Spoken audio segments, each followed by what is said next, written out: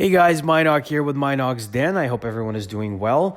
This video is a brief overview of my Star Wars The Old Republic Shae Vizla Mandalorian armor build that I completed a while ago. For those of you interested in a more in-depth look at the creation process, you can find the full production diary with detailed write-ups, photos, as well as videos on my website, mynocksden.com. The link will be in the description in this video. In 2014, I set out to make the Shae Vizla armor for my wife. But halfway through the project, we got divorced and I saw no real reason to continue working on it, so I put it on an indefinite hold. But then in 2016, the Star Wars The Old Republic developer team at BioWare did me a huge honor by writing a character by the name of Mynock into the game, and they made him into a Mandalorian warrior standing guard at Shae Vizla's camp on the planet Darvanis. They had asked me what kind of armor and weapons I would like the character have, and I thought it would be cool to make it relevant to real life. Earlier that year, I had completed the Foundry helmet, as well as the Mandalorian Beskad sword, and so I said, let's give the character those. And because I was halfway through my Shae Vizla build already, I asked if it was possible to give him the Shae Vizla armor, and they said, sure. For the color scheme, I chose black because black armor just looks cool, and voila! I was now a character in the Star Wars universe. Star Wars Celebration 2017 was only 6 months away in Orlando, and I wanted to have the armor ready in time for the event. So over the next 2 to 3 months, I finished my 3D modeling and 3D printing work, and the remaining months before Celebration were spent molding, casting, painting, and figuring out all the soft components of the suit. The final version of the armor contained 173 pieces, the majority of which were cast by hand in resin. I chose to keep some parts of the armor in their 3D printed form as opposed to molding and casting them. And those parts include the elbow pipe fitting on the chest plate, black belt pouches, and most of the little greeblies around the bicep armband. There were also 2 vacuum-formed pieces, which were the lower bracers. These were pretty low detail to begin with, so they didn't have to be cast in resin. For the soft parts of the costume, I chose to go with Under Armour shirt and pants, and also got an armored motorcycle riding vest to wear under the chest plate.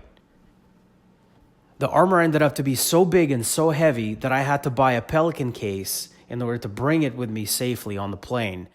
Oversized baggage fees apply. As for Celebration in Orlando, it was a blast as usual. This was my 3rd celebration and probably the best one so far. I had a chance to participate in the cosplay contest hosted by Warwick Davis, Dave Filoni, and Ahsoka Tano, and ran into C-3PO, Anthony Daniels, the man himself, backstage, which was super cool. Here's some footage of me in costume on stage during the contest. Taurus is a hobbyist prop maker from Manitoba in Canada. He documents all his projects on his non-profit website, mynocksden.com, to help aspiring prop makers and cosplayers make props at home themselves too. His costume brings to life a Mandalorian non-player character, Mynock, who appears on the planet Darvanis in the game Star Wars The Old Republic. Taurus modeled the armor in 3D and created most armor masters using 3D printing. The final version of the armor we see before us today was hand cast from resin from start to finish. The project took almost 3 years to complete. Thank you, Taurus.